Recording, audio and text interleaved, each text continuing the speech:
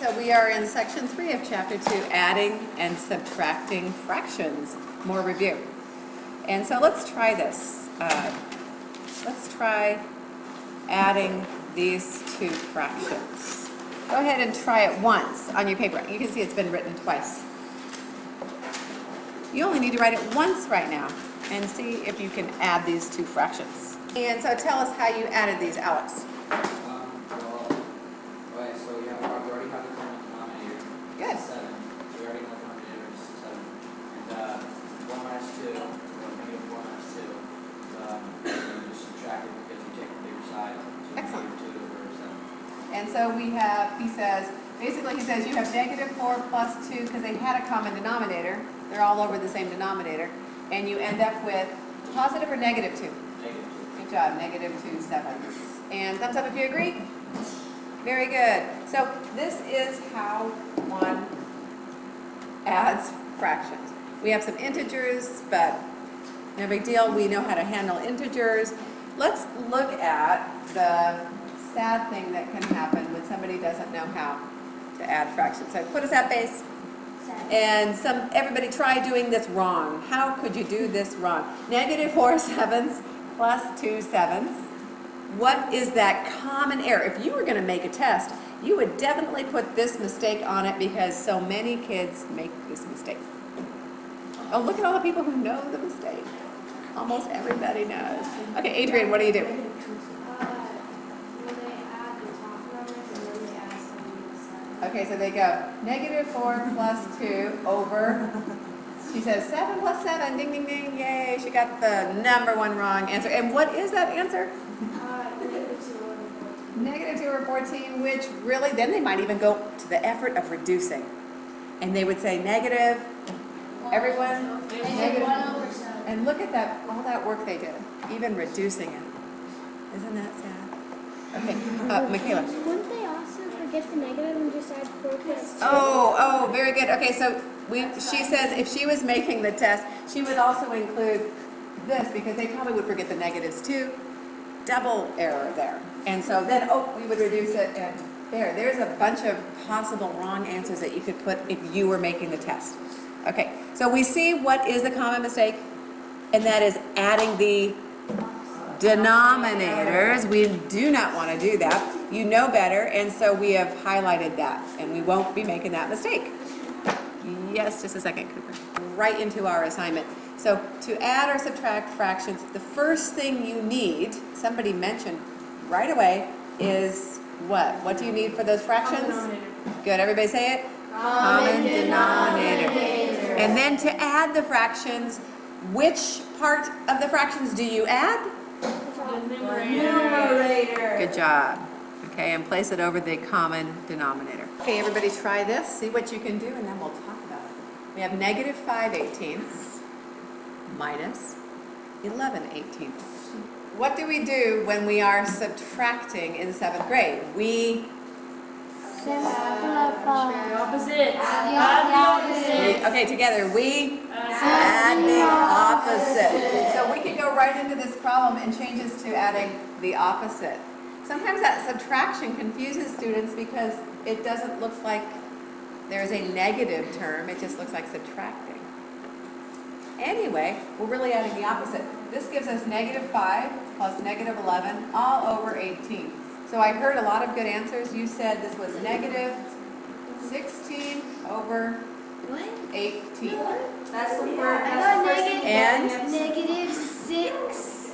Oh, that wasn't right. Negative 16 over 18. And then at that point, we see we can reduce. Okay, so we can hear that this stumped some people. Excuse me. This stumped some people because they added 11 to negative 5. And that's just an integer issue. You need to keep straight your negatives, right? Your positives and negatives. Let's try a couple of other ones. Today is a little bit easier day in some ways because the denominators are the same. But you're still dealing with negative issues, integer issues, okay? So negative 1/3 minus 2/3 becomes what? How can we, tell us how we can step toward the right answer, Pep? negative,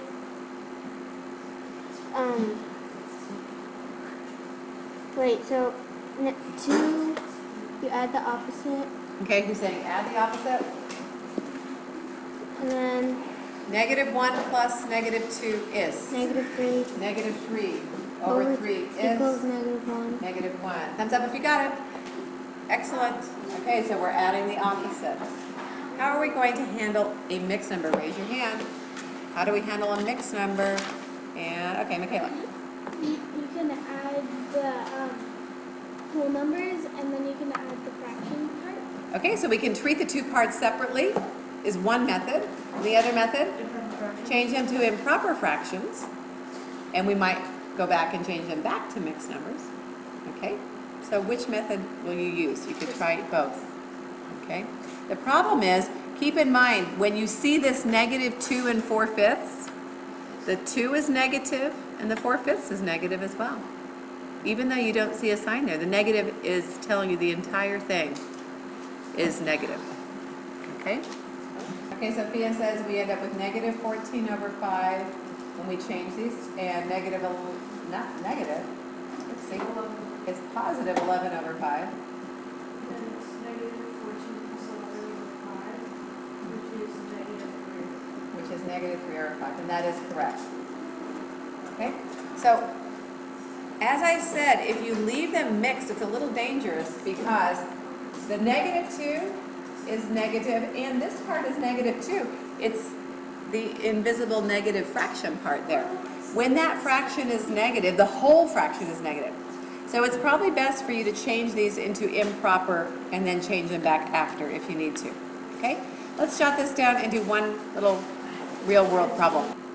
So the plant is growing, which we consider a change. And when we're looking at change, what operation do we often use? Mark? Subtraction. And so if you were growing right now, which a lot of you are, do we usually subtract your new height from the old or the old from the new? Do we say, my new height take away my old height? Or do we do my old height take away my new height? Who thinks of it? Like, let's say I went from 5 feet to 6 feet. I went from 5 feet to 6 feet this year. Let's just say. So would I go 5 minus 6 or 6 minus 5? 6 minus 5. So my new is I'm taking away my old. New height, take away my old. So we'll do that same thing with the plants, okay, to find the change. So the new height we see is 8 3/8. We're going to take away the old height. And that's how we see the change. So go ahead, try it. And did you change it to an improper? No? Who changed it to an improper? Who left it mixed? And what is your answer, Emma? I got 3 and 5/8. And do you know that this is a 3 here? Wait, yeah. Oops. Let's see. I got 4.5. We probably should do it the safe way and go improper. 8 times 8 is? 64. 64 plus 3 is? 67. And so 8 times 5 is? 14. Plus 7 is? 47. And so when we subtract, we can easily see that this is 67 minus 47. 20. Oh, did I? What did I do with this? Let's see, I'm sorry, I wrote the wrong number. 20 over 8.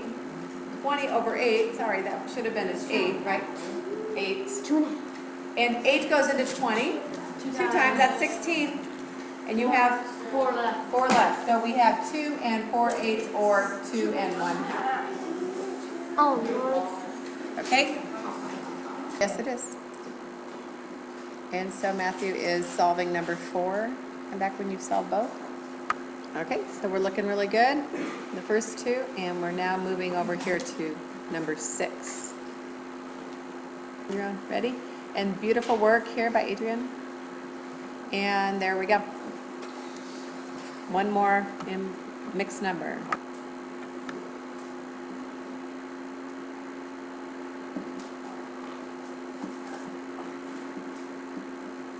And you want to circle your answer? Since it's kind of sitting next, so close to the other one. There we are, 1 and 3/7.